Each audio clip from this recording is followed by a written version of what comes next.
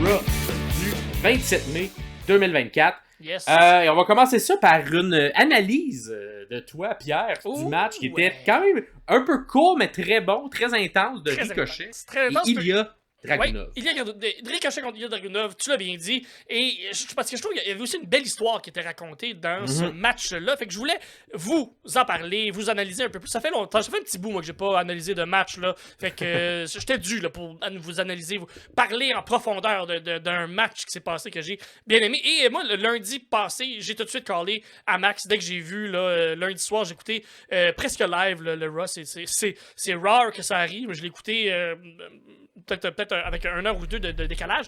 Et j'ai texté tout de suite Maxime en faisant comme Ah!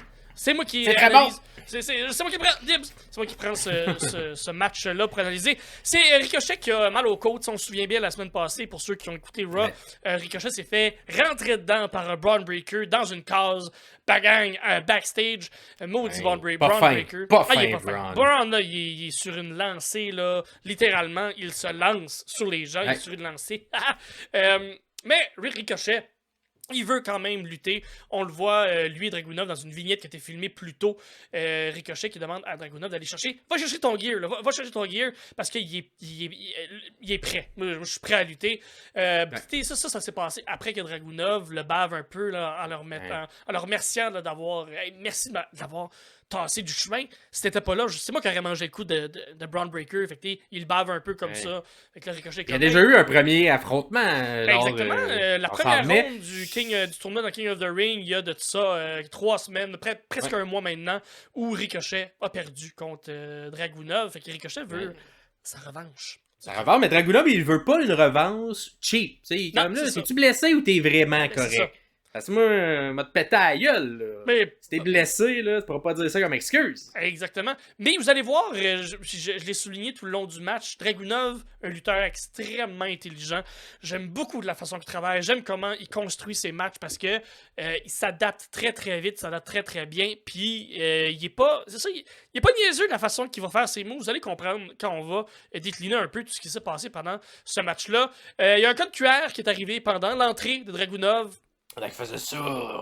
Fait que je sais pas exactement ce qu'on va faire avec ça. On va revenir plus tard dans l'épisode, vous allez voir. Je pense qu'il y a eu des petits trucs cette semaine. Je pense qu'on n'aura pas besoin de le mettre dans un épisode spécial. On va pouvoir l'entrer. Pour pouvoir tout intégrer ça dans notre épisode de cette semaine. On va sortir la capsule quand même, inquiétez-vous pas, vous allez pouvoir le trouver isolé. Fait que oui, un gros départ avec un dropkick de la part de Ricochet qui ne niaise pas avec ça. Même s'il vend, il fait un dropkick puis il vend tout de suite ses causes. Il est comme ça fait mal, c'est pas une bonne idée ça. Puis il veut commencer fort, puis finir fort et vite parce qu'il sait que Dragunov est intense. Puis Ricochet, c'est ça qu'il a compris avec leur premier match, c'est que faut être intense, faut être vite, faut se donner tout de suite tout ce qu'on a avec Dragunov si on veut réussir à le battre. Ricochet aussi, dans la façon qu'il a bâti le match, la façon qu'il a approché le match, très intelligent aussi, il s'est dit « Hey, ça n'a pas marché la première fois, ça va fonctionner cette fois-là parce que je vais être intense même si j'ai mal aux côtes. » C'est pas mal la base de l'histoire, là, ce que je vous dis là, après avoir été dans le ring là, Ricochet a compris l'intensité, fait qu'il veut le battre avec l'intensité, mais à cause de ses côtes, Ricochet a de la misère à garder cette intensité-là que je vous parle, puis Dragunov, il en profite. Tout de suite, il s'élance des chops, des coups de coude, Dragunov vise pas précisément les côtes, mais il sait comment lui faire mal. Premier souplex, release. Que Dragunov fait à Ricochet. Ricochet tombe sur ses pieds parce que Ricochet, c'est un jaguar. C'est un puma. Il est capable. C'est un puma. C'est le roi des pumas. C'est un chat. Il est capable de retomber sur ses pattes. Et que Dragunov, pas plus fou qu'un autre, il en prend, je vous le dis, il est intelligent. 2 autres gros souplex, mais il maintient, il tient en place. C'est pas un release souplex, c'est quand même, mon mot t'a dit, mot à voir. Puis Ricochet a mal. Ça lui fait mal. Gardez ça en tête. C'est là que j'ai vu aussi le 3e souplex que Dragunov a donné. C'est un des plus beaux souplex que j'ai vu dans les dernières années. Puis je sais pas si ça fait partie de l'arsenal habituel de Dragunov, mais écoute, je vais le dire comme je l'ai vu. Dragunov a pris Ricochet par la fourche, puis il a fait un souplex. Il l'a pris par le fond de culotte, puis il a fait un souplex, puis il l'a même gardé là. Il l'a gardé là, 1, 2, Mais non, simplement 2. Vraiment bien fait de la part. Mais c'est un mix avec Ricochet qui est tellement bon aussi. Ben oui, c'est exactement. C'est tough. C'est quelque chose qui se fait à 2. Il pourrait pas faire ça n'importe qui. Il y a beaucoup de moves qui sont faits dans ce match-là que tu es comme waouh, c'est beau parce que c'est la rencontre de 2 personnes qui ont vraiment une très bonne chimie ensemble. Exactement. Ça fonctionne super bien. Dragunov tente un powerbomb, Ricochet. Il tient le coup, il réussit à contrer tout ça. Il rentre avec un bon coup de pied, mais Dragunov l'intercepte et c'est là qu'il fait faire un backflip. Puis là, tu te dis comme, Ricochet, on l'a vu là, c'était un puma, c'était un chat, il va retomber sur ses pattes. Non, tombe à plat sur le ventre, ça lui fait mal. Dragunov vise pas précisément les côtes, mais c'est très bien comment lui faire mal. C'est suivi d'un coup de genou qui lance Ricochet en dehors du ring. Ricochet est un peu inconscient en dehors du ring. Qu'est-ce qui se passe pendant ce temps-là? On s'en va à la pause. Yes. Voilà, à la pause. Et je vous invite pendant cette pause à venir acheter des billets pour le Minifest Mania qui se passe le 14 juin à Montréal à 17h30 au bar l'adversaire. Dans Hochelag. Venez voir, c'est moi et Maxime qui anime un spectacle thématique lutte. Spectacle d'humour, mais avec une ambiance de lutte. Donc, si vous voulez venir crier des t'es pas bon ou t'es pas fin à un humoriste, ça va être la place. Je vous conseille peut-être pas nécessairement, ça peut être bizarre pendant un numéro d'humour, mais écoute, c'est un match de lutte, c'est un thématique lutte. On sait jamais ce qui peut se passer. Au retour de la pause, c'est une compétition de force, c'est coup de coude contre coup de coude. C'est à peu près 50-50. Les deux, on voit les deux que ils veulent vraiment gagner ce match-là. Mais c'est Dragunov qui réussit à sortir un autre gros souplex. Mais Ricochet n'a pas dit son dernier mot parce qu'il y a un gros pump kick qui pousse Dragunov à son tour en dehors du ring. Mais on va pas à la pause. Pas cette fois-là parce que Dragunov est resté debout. Il est pas tombé à terre. Il est pas tombé à plat. Fait que toute la production en arrière fait comme non! Oh, on va pas à la pause parce que Ricochet fait ce qu'il fait de mieux. Il saute un beau saut entre 2 cordes. Il saute, on dirait qu'il part de la moitié du ring, là. Puis comme il vole. Ouais. C'est Superman. Il est incroyable. Il est incroyable. Il tombe en horizontal rapide, puis il flotte là-dessus, genre. Lui aussi, il a pris son envol, il a pris ses ailes et il s'envole directement dans sur la plaine. Sur la plaine. Il s'envole directement dans la face de Dragunov. Ricochet revient très vite dans le ring et veut en faire un deuxième. Il s'est dit, hey, ça fonctionne ce move-là. Moi, il en faire un deuxième. Dragunov, je vous l'ai dit au début, on l'a vu, il s'adapte. Hein? Il a réussi à s'adapter avec le souplex, mais il s'adapte aussi avec le dive parce qu'il l'intercepte, il l'attrape, si vous voulez, le prend et le pousse sur les abords du ring. Encore une fois, ne vise pas précisément les côtes, mais c'est comment faire mal à Ricochet. Dragunov est intelligent. Il n'a jamais frappé les côtes, il n'a jamais donné un coup de poing sur ses côtes, mais tout ce qu'il fait comme moveset présentement, c'est pour faire mal au corps de Ricochet pour que ça lui résonne dans les côtes. Tentative de powerbomb sur le apron, mais c'est contré. Et c'est contré par Ricochet qui saute sur la deuxième corde et s'en faire un beau moonsault en dehors directement sur Dragunov. This is awesome, c'est ce qu'on entend, c'est ce qu'on chante. C'est vrai que c'était awesome. Et c'est vrai que c'était awesome et c'est pour ça qu'on vous en parle. Je vous invite à aller voir ce match-là. On retourne dans le ring, 450 splash raté de la part de Ricochet. Un gros risque à prendre là-dessus. Heureusement, il retombe sur ses pieds, mais c'était un gros risque à prendre s'il connecte avec ce move-là. Sur ses côtes, tant mieux. Ça fait beaucoup de dommages, mais ça lui aurait fait mal aussi. Dragunov connecte 2 grosses tabaslacs de corde à linge. 1, 2, non. Simplement 2, Ricochet est encore là. Dragunov fait appel à son Eddie Kingston intérieur et lui déverse des chops dans le coin. Une pluie d'Atemi qui se déverse sur le chest de Ricochet. Ricochet veut répliquer avec un kick, mais Dragunov aussi a contré. Et tourner ça en powerbomb. C'est vraiment, on contre un move pour contrer un autre move. Puis, c'est des moves genre, hey, je te fais un kick d'en face, puis d'une façon que je sais pas comment, je me retrouve en powerbomb, puis tu me maudis à terre. Dragunov qui monte sur la 3e corde et tente un H-bomb de la 3e. Quel beau finisher. Moi, je l'aime beaucoup, ce finisher. J'adore. Simple, mais efficace, qui fit avec le personnage. Beau, visuellement, là, c'est tellement beau. C'est exactement. Il peut le donner à n'importe qui, il peut le faire à n'importe qui, ça va rentrer. Mais Ricochet, c'est pas son premier barbecue, lui aussi s'adapte quand même très bien.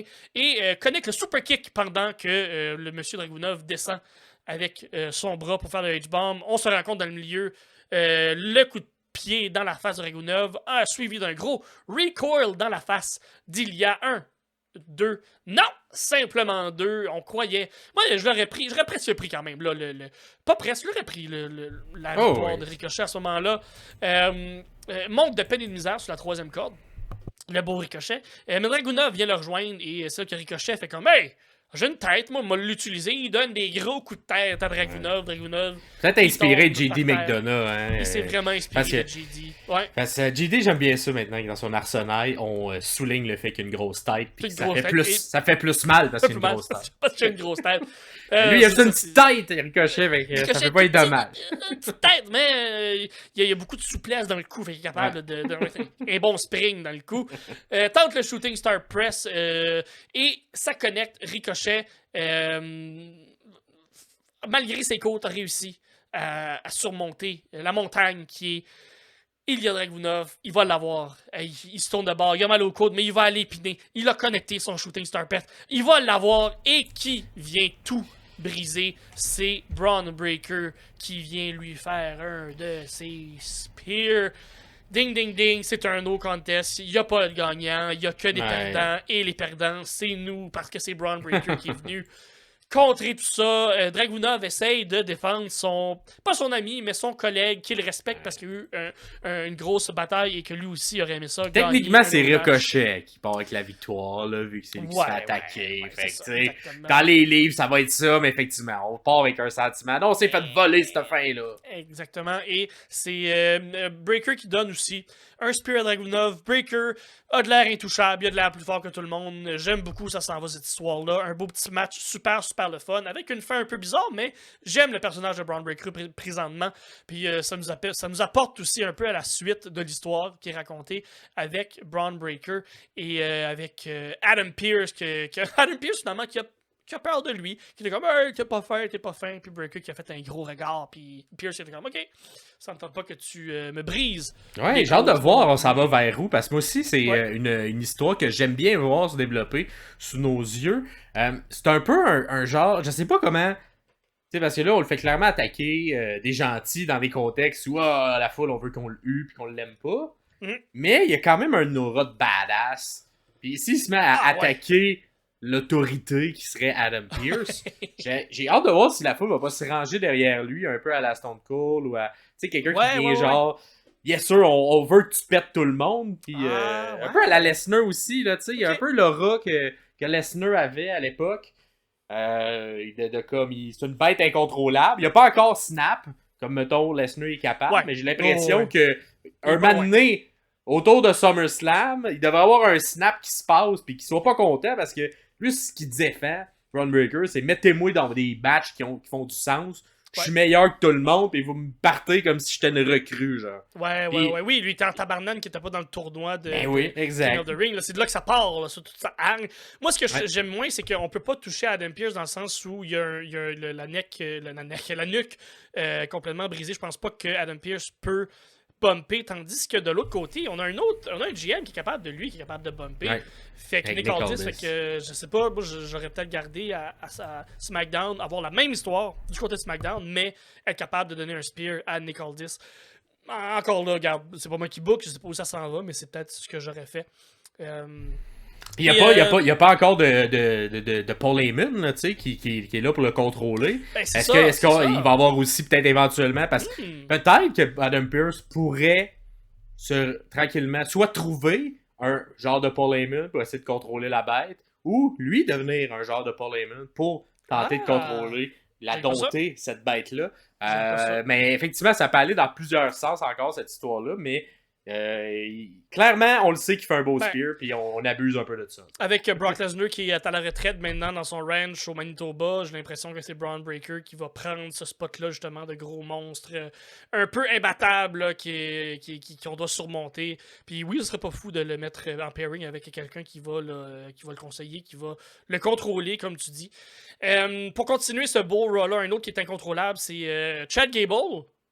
Et pas fin. Il est de moins en moins fin, là. Il est de moins en moins fin. Tu sais, c'était... c'est ça. Il était avec les gens d'Alpha Academy. Puis là, encore une fois, pas content de leur performance. Insulte Maxine. Trouve que est conne, puis insulte Otis, trouve qu'il est pas bon. Un peu ringside dans le match d'Otis. Après le match, Otis, il perd, puis là, il est pas content Gable parce que il fait des choses qu'il a dit à Otis de pas faire, puis là, Otis les fait quand même, parce que la foule, elle aime ça quand il fait son worm, quand il est un peu plus gentil. Puis là, Gable, il est comme, non, c'est pas comme ça qu'on gagne des matchs. Fait qu'après, je vais te montrer, je vais te faire une leçon. Et là, enlève sa ceinture. Mon Dieu, ça s'en va où, ça? C'est ça, là, t'es comme tabarouette, Gable. Il en gagne jamais des ceintures solo. T'es obligé de sortir sa propre ceinture à lui. Ça, de moldu. Fait que là, pogne la ceinture. Là, j'étais comme, on s'en va vers où? Parce que là, clairement, il est comme, va te punir, Otis, donne des coups de ceinture. Puis là, j'étais comme, on va-tu se rendre à des coups de ceinture? Parce qu'on s'entend, c'est quand même une image forte qu'on voit pas souvent à la WWE, qu'on a déjà vu à l'All Elite dans des contextes qui ont quand même été dans les contextes de lutte où quelqu'un est en maudit puis qui veut faire mal à l'autre, pas dans un contexte de punir quelqu'un. Mais il l'a un peu eu avec MJF dans une feud où c'était punir, mais c'était comme fallait que tu te prouves, là, tu sais, que MJF avait ça, il donnait ses coups de ceinture à Cody, d'ailleurs, à l'époque. Puis, fait que là, j'étais comme, on va-tu y aller là? Maintenant, ça fait pas très PG faire ça. Là. Et non, on s'est pas rendu parce que qui arrive pas? Sami Zayn. Il arrive, puis comme là, ça n'a pas de bon sens. Je sais pas pourquoi, c'est quoi son grand cœur, Sami, parce que clairement, il n'y a pas d'affaire. Là, ça devrait rester entre Alpha Academy, ce qui se passe. C'est un peu ça que Gable il dit. Il fait là, tout n'a pas rapport. Là. T'as moi et Alpha Academy, moi je gérer ça comme que je veux. Ouais. Moi, s'il décide que je lève Alpha Academy à coup de ceinture, c'est pas toi qui va me dire que t'as pas le droit. Puis là, Sami fait non, empêche ça. Tente de raisonner, Cotis. Dis, il faut que t'écoutes la foule, il faut que t'écoutes qu'est-ce qui se passe. La foule, elle tripe sur Otis. Fait que là, on est très pas loin d'un face turn, de quelque chose qui va se passer. Alpha Academy. Lui aussi contre Gable. Ben, tu un beau face turn qui tente. Puis là, j'espère qu'à travers tout ça, on va tout de même garder légitime Gable. Parce que je trouverais ça dommage que ça serve plus à Otis qu'à Gable. Ce qu'on est en train de voir dans l'histoire qui est racontée. Mais force est d'admettre que la foule est vraiment derrière Otis. Et l'aime beaucoup en tant que babyface.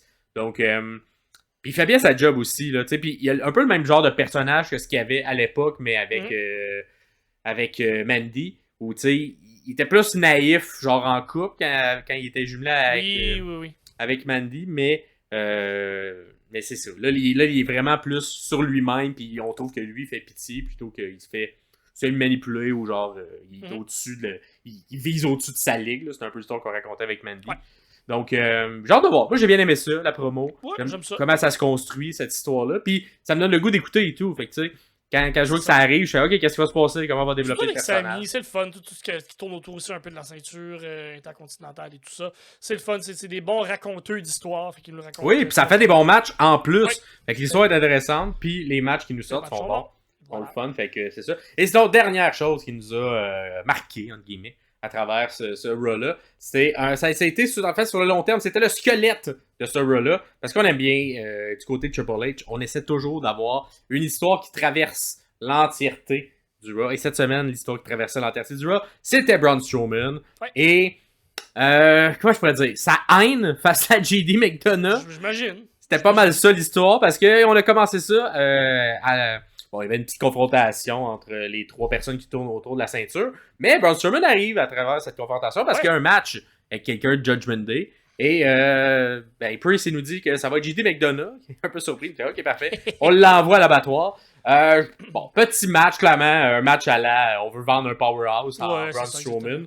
Donc, des gros no-sell. Des gros no-sell, des gros garoches JD un peu partout, on le pitch par-dessus nos épaules à l'extérieur. Quand il se met à courir, Batclaw, le train vient frapper JD. Et là, JD, il n'a pas le choix. Il faut que je pogne de quoi? Il pogne une chaise. Batclaw, coup de chaise dans le dos. No-sell du coup de chaise dans le dos. Ça, il fait plus mal à lui qu'à Strowman. Strowman, tu va, il fait qu'est-ce que tu viens de faire là, mon gars? Sport à courir, et là... Tout le long du Raw. Il y a Strowman qui boitait, par exemple, tu sais, continue de vendre tout le long le fait que sa jambe avait un peu mal. Donc, à travers toutes les vignettes qui traversaient Raw, à un moment, pendant une entrevue en background, t'avais Strowman qui courait après JD.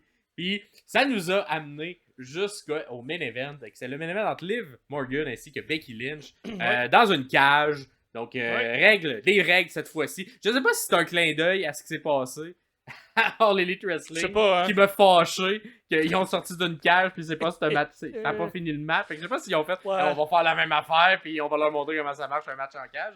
Mais c'était un match en cage, et au milieu, à la fin, en fait, de ce match-là, on a Becky qui est sur le point de sortir par la porte. L'arbitre a ouvert la porte. Pour sortir, et là, qui arrive pas. Braun Strowman, comme dans travers tout l'épisode, se met à courir.